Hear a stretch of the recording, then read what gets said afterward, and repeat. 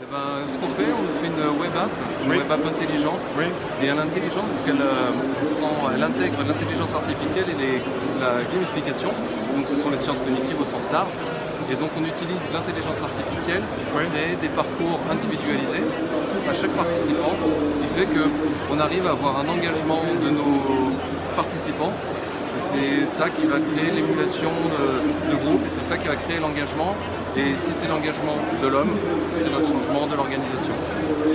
Donc des parcours individuels par rapport à une AI qui peut savoir un petit peu qui tu es pour proposer quelque chose qui t'intéresse. Enfin, c'est spécialise, tu me dis AI, parcours pour des personnes, ça peut être différent pour chaque. Exactement, c'est ça.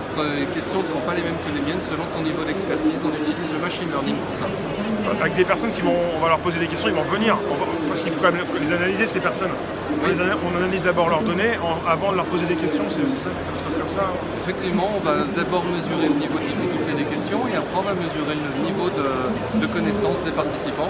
Et c'est ça, à partir de là, qu'on va créer le parcours individualisé.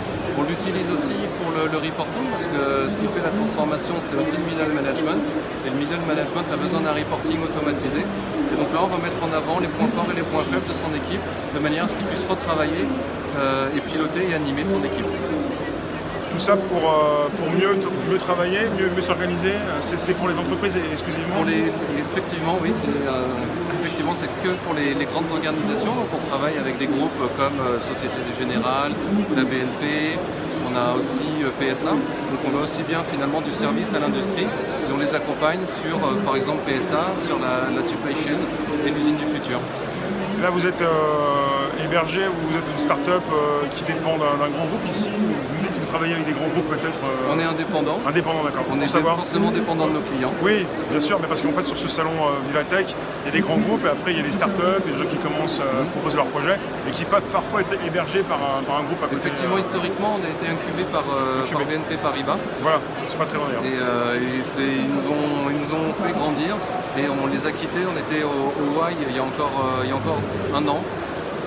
Et là maintenant on vole de nos propres ailes sur ce grand stand. Donc vous étiez là l'an dernier avec BNP Paribas? C'était la première fois où on était seul justement et on est parti à ce moment-là. C'est bien, c'est une grande aventure, vous grandissez, vous avez un stand assez intéressant, assez important, il y a de la place. Oui, c'est très ludique. Parce que de plus en plus dans les entreprises on souhaite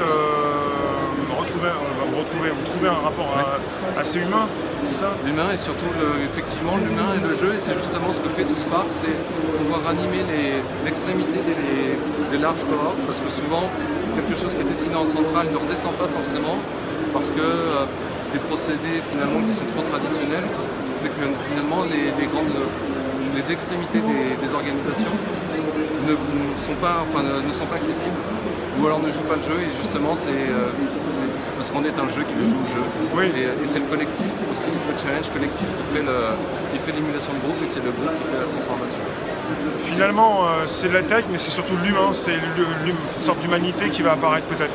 Complètement. Enfin, on retrouve, on en récupère beaucoup plus, parce qu'on pense souvent de la productivité, à des personnes stressées, et là on s'occupe quand même de ces personnes beaucoup plus. C'est l'humain qui est le moteur de la transformation. Si tu ne peux pas transformer si tu n'impliques pas l'humain, oui. Parce qu'il y a de plus en plus de personnes qui pensent, peut-être plus en France, que le robot va nous remplacer.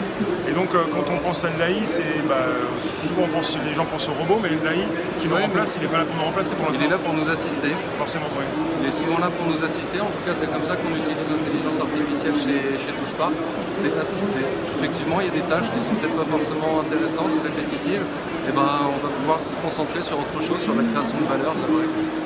Merci Benjamin, donc on est chez Sparks. Merci à toi. TwoSparks. Il y a un petit peu de lumière là, je m'excuse. Exactement. Merci à toi, bon salon, à bientôt. Merci.